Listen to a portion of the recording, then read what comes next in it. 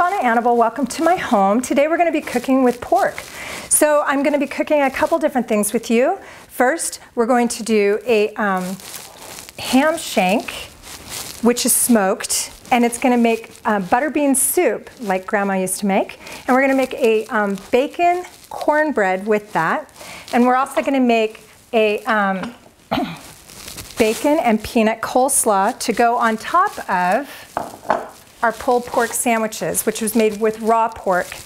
I'm also going to teach you the different cuts of bacon and how the differences between cured and uncured bacon and the different cuts of bacon and what you can use them for, and maybe save you some money by going with ends and pieces versus center cut. Hi, welcome back. I'm taking some end cuts and pieces and I'm just giving them a rough chop here, and we're going to put them on the stove over medium heat in a frying pan. I learned a long time ago that because I end up chopping most of it and frying it crisp to top soups and things like that, that I save a lot of money by getting the ends and pieces from my butcher.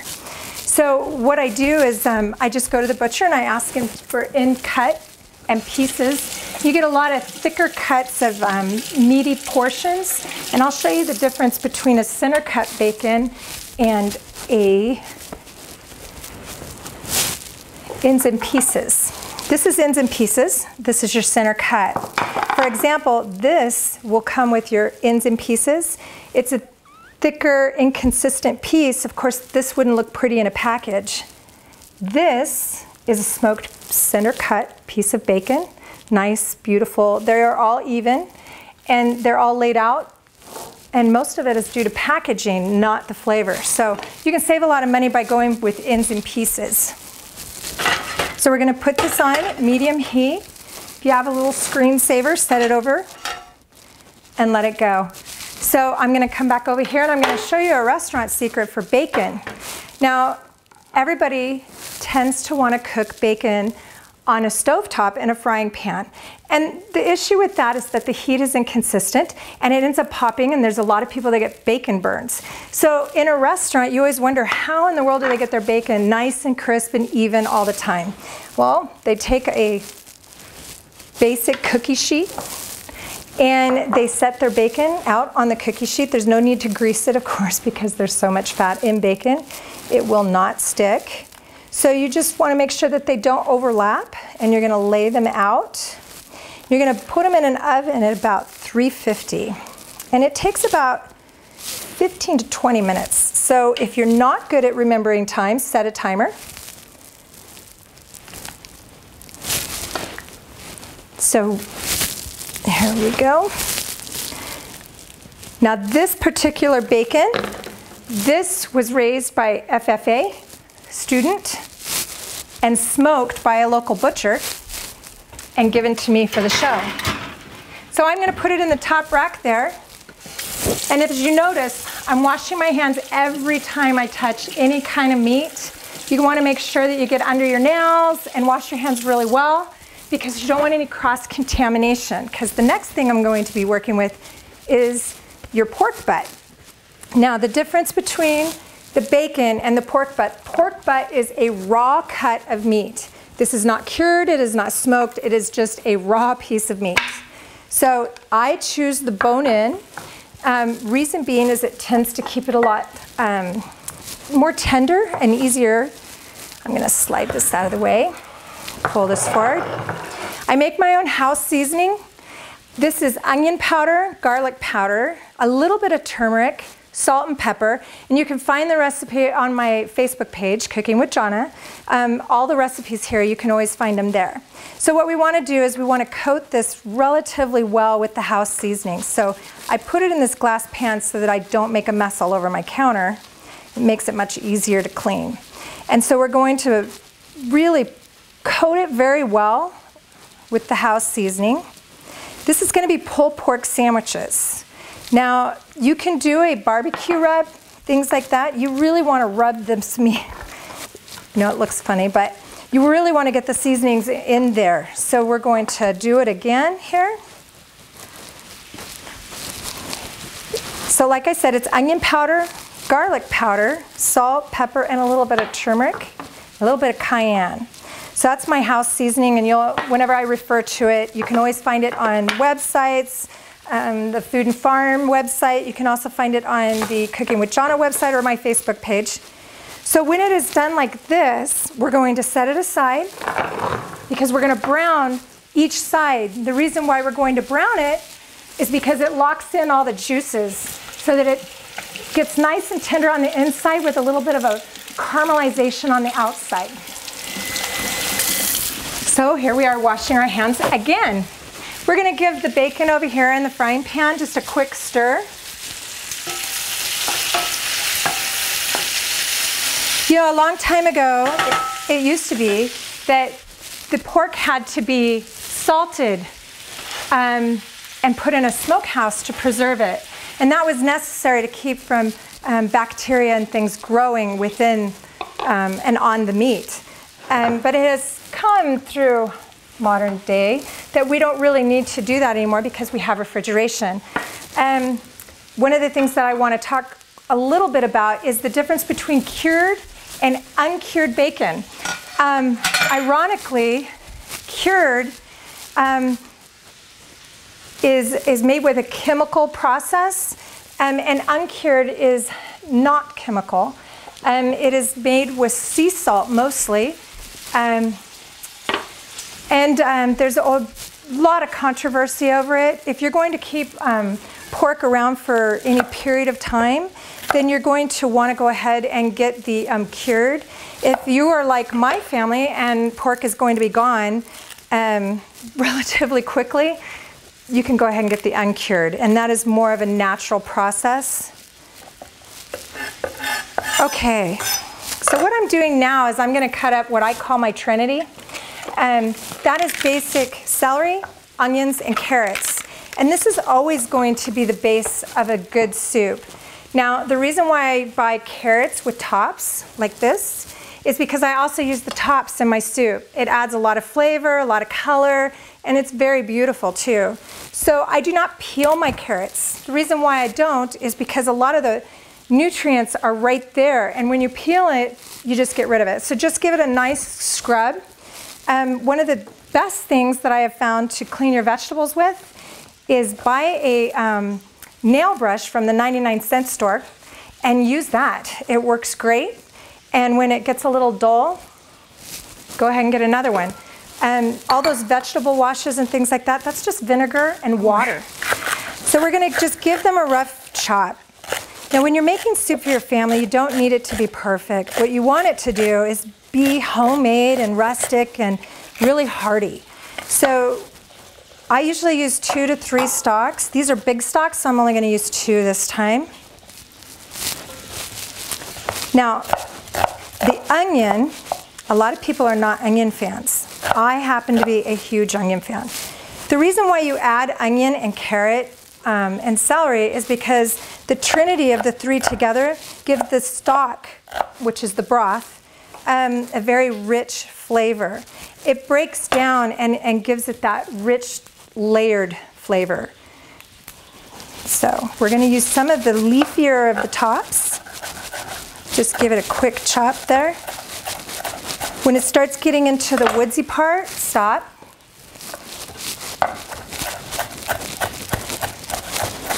And again, things don't have to be perfect. Your family's going to be thrilled that it's homemade. My grandmother used to make this for my family quite often, and with cornbread it is really good, and it's a meal that you can make, feeds a family of 6 with cornbread for about $6. That's $1 a person. You can't really do that anymore. And most of the time you'll get portions for leftovers for the next day. I'm going to do, that was a little bit of a small onion, so I'm going to do another onion. When you're cutting onions, there's no way, all these myths about making you not cry. I still cry, and I've been doing this for over 20 years. So there is no trick. I cut off the ends, I cut it in half, I take the top layer, and I kind of pull it away. Then you have this. I lay it down flat. I cut about 1/2 inch to 1/4 inch long ways, and then I cut again, and then you have perfect. You don't have to re-chop it. The less you chop, the less you're going to cry. Now I'm using a Dutch oven for soup. You can use whatever you have as long as it's large enough. You always want at least 2 inches from the top so that it does not boil over. That's one of the things that you always want to make sure. And you're going to find that a lot of your family's old recipes, they don't use a lot of fancy ingredients. Salt and pepper and a couple key ingredients and you're good. This is extra virgin olive oil. I'm just going to put a little bit at the bottom. I'm going to put it on about medium heat and toss in your veggies. Turn down the heat on this bacon a little bit. It's coming along nice. Hi, we're back. And I'm going to take this crisp bacon out. And I have a plate here lined with a paper towel for draining. Now, I'm one of those people that I never throw away the bacon grease. My grandmother had a grease jar, and she always kept the bacon grease, and I guess it's just old habits die hard. All right. So after we saute until the onions are a little opaque, where they're almost see-through but not quite, we're going to take this ham shank here. Now this is just part of the leg and it is very meaty. You can see here that it is marbled with, not just fat, but the lining and the bone. And that gives it a lot of flavor. So what we want to do is we want to just stick it in here with the vegetables. And then we're going to take about 6 cups of water and we're going to go ahead and toss that in. Now that's about enough to just cover the ham shank. Now we're going to talk about the beans that I chose. Now you can use just about any bean that you want. My favorite happens to be the large lima bean, or otherwise known as a butter bean. They're very rich and they have a very distinct flavor. And if you don't like lima beans, don't already, wrinkle up your nose and say, ugh. You're gonna love them. They're nice, they're sweet, and they break into this very smooth texture. So before you say you don't like them, at least give them a try for me. So these have been rinsed and gone through. Sometimes you always want to go through your beans because sometimes you find stones and things like that in them from the processing plant. Make sure that nobody bites into a stone. So we have rinsed them, washed them, and we're just going to sprinkle them around the ham shank. Now, you're going to wonder again why I didn't soak these overnight. Well, a lot of people still do that, and they think that it takes away a lot of the gases and things like that. Truth is that I've done it both ways, and I prefer the texture of when I do not soak them too long, because I really set this on the stove and it's something that I simmer for about 4 hours. So what I want to do is I want to incorporate that smoky ham shank in with my beans. So I'm going to go ahead and cover this, and I have it on a medium-high heat. And once it starts to boil, I'm going to turn it down very low, and it's going to simmer for about 4 hours. Now, you can put it in a crock pot if you're a crock pot kind of person. It'll still do the same thing, and when you come home from work, it'll be all done for you. So I'm going to go ahead, though, and set this on my back burner so I can get it out of the way. Move this bacon grease over here, and I'm going to pull forward another frying pan. So when you're doing this, it is not necessary. You don't have to brown the sides before you put it. I'm going to use a crock pot for this today. You actually do not have to brown both sides, but I find that it gives that caramelization and a little bit more texture to it, and it gives it a second layer or a flavor that you're looking for. So again, I have my olive oil. And you just want a little bit in the pan. And you want to wait until you can feel the heat coming up from the pan. If you put something into brown before your pan is hot, it's not going to do its job. So when you can feel the heat, you hold your hand about 1.5 inches above the pan. You can start feeling that heat to where you can only hold your hand there for a short period of time, then you know that it's ready to put in. So I'm just going to take about 1/2 cup of mayonnaise here. You know, I'm a mayonnaise fan, and I do often make it myself. However, if you're going to use a jar mayonnaise, please by all means buy a good quality mayonnaise. You don't want anything that is runny or not thick in sauces. You're going to need about 2 tablespoons of granulated sugar. And you're going to find that I don't measure. I can if you guys tell me that you need me to, but I've been doing this a long time and I can eyeball a lot of things. So this is ready to go in the crock pot. So we're going to bring it over here, which I almost dropped. And we're going to lift it out of the pan and into the crock pot. It has about 1/2 cup of water in the bottom.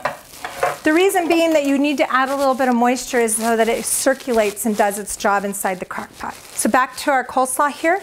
We have our 1/2 cup mayonnaise, 2 tablespoons of sugar, about 2 tablespoons of vinegar. And all you need is a fork, and you're going to mix these things together until they're nice and smooth. You don't want any mayonnaise chunks in there.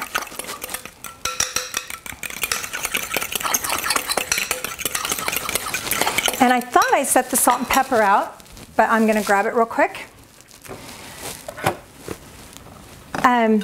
One of the things that I grew up on was pulled pork sandwiches and coleslaw.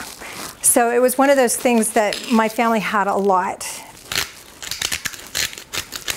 I have found that I'm a big fan of this pink Himalayan salt.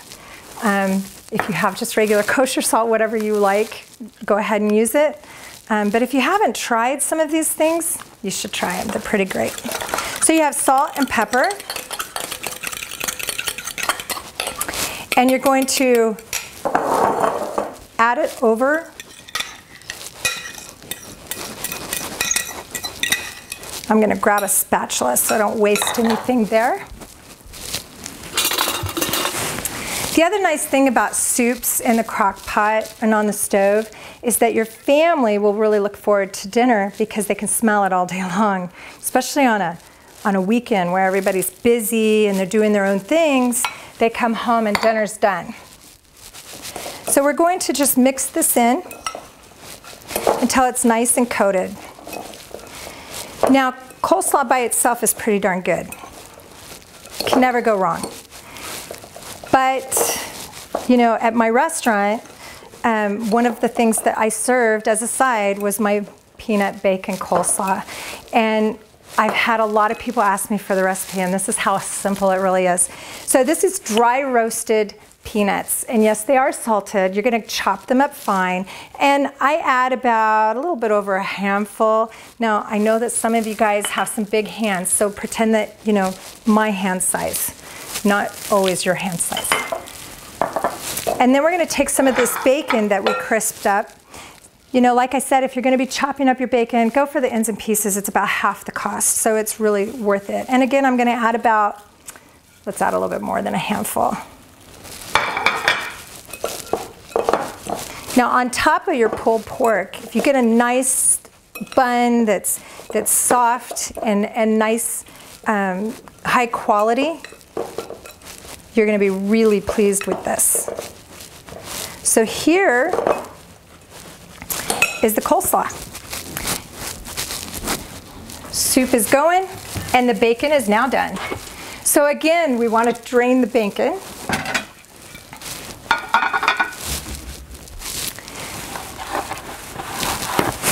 So we're going to simply take a set of tongs, which you can never have enough tongs, and you're going to see that this bacon is perfectly cooked, and I'm going to bring it closer to the camera so that you can see it better.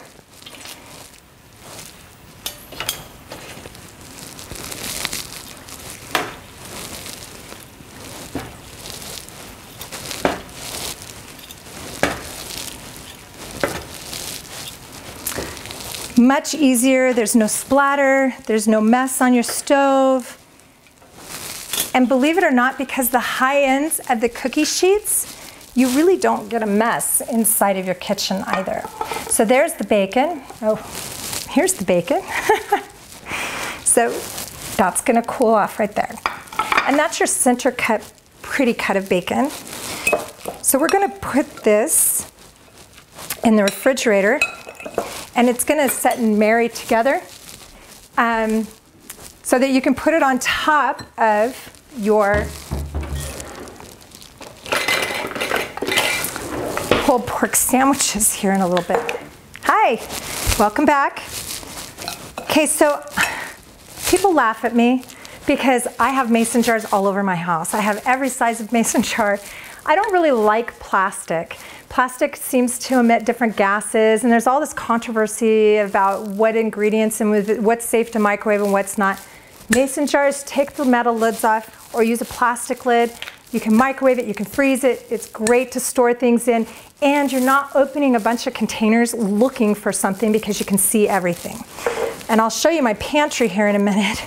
Even my spices are in mason jars, my cereals, all my nuts, all my things that I cook with. Makes it super easy. I go to my pantry, I see what I have, I can grab it really quick. It makes my preparation a lot easier, it makes my cleanup easier, and they're all dishwasher safe, and it's super easy.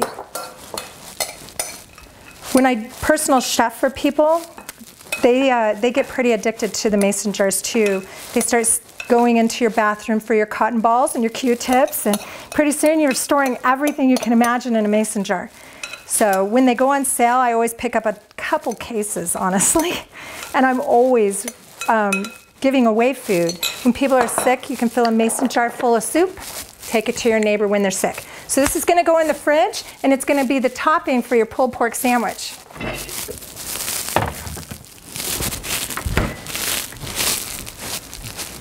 So when you're cooking the bacon in the oven, you want to make sure that you check it often, because once it gets to this crisp state, you don't want to overcook it. It'll turn dark, and you won't be able to use it very well. So I have to eat some. And I know my camera guy back there is dying to try some too. Now, like I said, this pork came from locally raised from the FFA, and the pig was actually auctioned at the fair. And I was very fortunate that somebody gave me some of the pork to cook today. And it's smoked, and it's really good. Hi, welcome back. We're gonna put together our bacon cornbread now. And my grandmother always got really creative with cornbread. And so this is one of the things that is just good old-fashioned Southern food. We usually use a self-rising cornbread mix, and the reason for that being is that that's what the recipe is called for. If you don't have that, there will be an alternate cornbread recipe online that is gluten-free. This one actually is not. All the recipes that we've made today are gluten-free. Obviously, they are not vegetarian, though usually I do cook a vegetarian option. So today, seeing that it's about pork and bacon, hard to do a vegetarian option. So what we got here is your 2 cups of your self-rising white cornbread mix. And basically it's flour, baking soda, and white cornmeal. And then I added 3 tablespoons of sugar, and I add a little bit of cayenne, a little bit of black pepper, and in here we have 1.5 cups of milk. Now, my grandmother taught me a long time ago, buttermilk is great, but if you take whole milk and you add about a tablespoon of white distilled vinegar to your milk, it will curdle it much like a buttermilk, and it tastes much like it. You can buy the, what do they call it, the powdered form, but I actually prefer the taste of the milk and the vinegar combined instead of the buttermilk. So I'm going to add that in with the mix.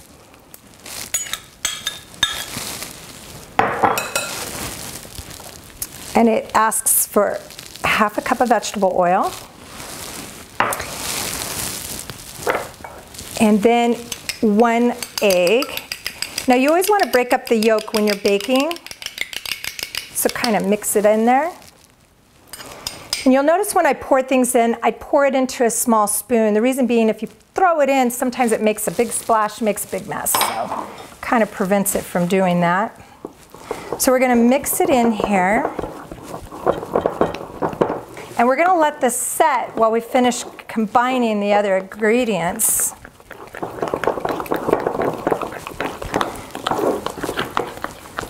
Now, what this does is it softens the cornmeal, which is what we're after.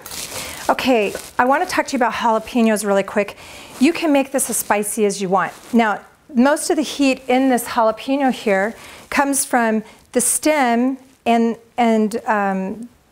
the ribs in here and the seeds. So what you want to do is split it in half and take out most of that. Otherwise, you're going to have a lot of heat. Now, if you want a lot of heat, go for it. You can also use serrano chilies, habaneros, whatever you like.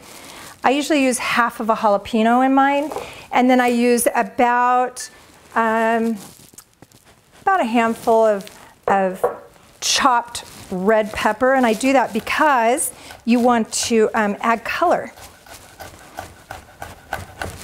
So I coarsely chop up this jalapeno and I toss it in there. And then mix it in. And an 8x8 pan, I have it slightly greased with a little bit of our bacon grease that we preserved before.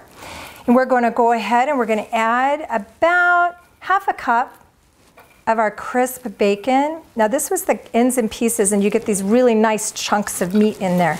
We're going to mix that into our corn batter here. Okay, so we have our spatula. We're going to go in here and we're going to pour in our mixture. This is going to go great with the ham, hock, and beans that are on the stove behind me. So if you were cooking it in the crock pot, this you would make when you got home. You put it in an oven for 350 for about 20-25 minutes, or until your toothpick test comes out nice and good. Toothpick test, you just stick a toothpick right in the middle or a wood skewer and you pull it out, and if it comes out clean, your cornbread's done. So usually it takes about 20 to 22 minutes. So thank you for joining us today on our pork butt bacon episode. I look forward to having you back in my kitchen next time, and until then, have a great week.